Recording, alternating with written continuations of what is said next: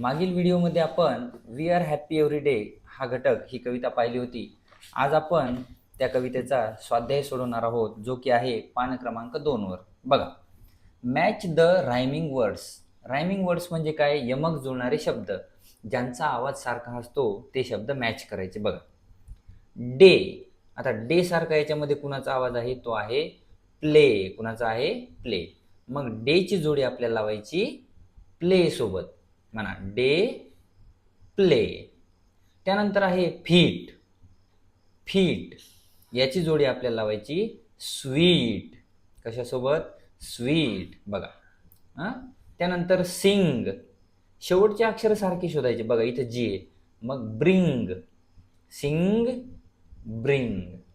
Singh bring. तुम्ही तुमच्या पुस्तकात जोडी लावून घ्या. Run sun. Run sun. त्यानंतर स्टँड, शेवटी डी, हँड. Stand hand. लक्षात? आता पुढे बघा, कंप्लीट द सेंटेन्सेस. कंप्लीट म्हणजे पूर्ण करा, वाक्य पूर्ण करा. बघा, क्लॅप युअर हँड्स. इथं काय येणार? Hands. Clap your hands. Tap your feet. Tap your feet. त्यानंतर stand up. Stand up. Sit down. Sit down. लक्षात? Jump high. Jump high. समजलं?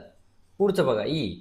Find and write opposite words from the given clouds. बघा, इथे शब्द दिलेले आहेत आणि opposite म्हणजे विरुद्धार्थी शब्द. याच्यामधून त्याचे विरुद्धार्थी शब्द शोधायचे. ठीक आहे, चला बघा. हॅप्पी. हॅप्पी म्हणजे आनंदी. हॅप्पी याचा विरुद्धार्थी शब्द आहे अनहॅप्पी. कोणता आहे? अनहॅप्पी. त्यानंतर लाफिंग. लाफिंग म्हणजे हसणे. इथे आहे बघा, क्राईंग. क्राईंग म्हणजे रडणे. त्यानंतर स्वीट. स्वीट म्हणजे गोड. आणि इथं बिटर. बिटर म्हणजे कडू. स्टार्ट. स्टार्ट म्हणजे सुरू करणे. एंड. एंड म्हणजे शेवट करणे. स्टँड म्हणजे उभे राहणे. सिट म्हणजे खाली बसणे. आता बघा, आता शेवटच्या याच्यामध्ये आहे कॅप्टन सेज. कॅप्टन सेज म्हणजे कॅप्टन म्हणेल तसं आपण करायचं. आता मी म्हणेल तसं तुम्ही म्हणायचं. ठीक आहे, बघा माझ्यासोबत म्हणा. कॅप्टन काय म्हणतो? Stretch your arms. Stretch your arms. म्हणजे तुमचे हात काय करा? बाजूला घ्या. त्यानंतर स्टँड अप. Stand up. म्हणजे उभे राहा. Stand up. Stand up. Raise your hands.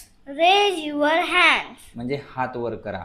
Raise your hands. Raise your hands. त्यानंतर shake it fast. Shake it fast. आता हात वर केले, त्याला असं शेक करायचं. ठीक आहे, shake it fast. Shake it fast. त्यानंतर बघा, shake it slow. Shake it slow. Shake it slow. Shake it slow. बघा, असं स्लो शेक करायचं.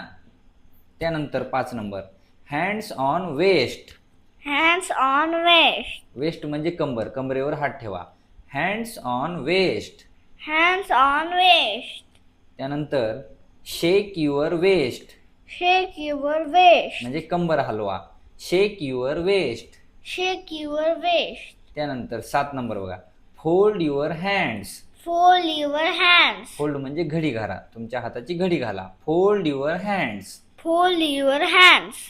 Hands up Hands up. म्हणजे हात वर करा. Hands up. Hands up. त्यानंतर 9 number, touch your feet. Touch your feet. म्हणजे तुमच्या पायाला स्पर्श करा. Touch your feet. Touch your feet. Okay, अशा प्रकारे आपण we are happy every day या पाठाचा स्वाध्याय पाहिलेला आहे. थँक्यू.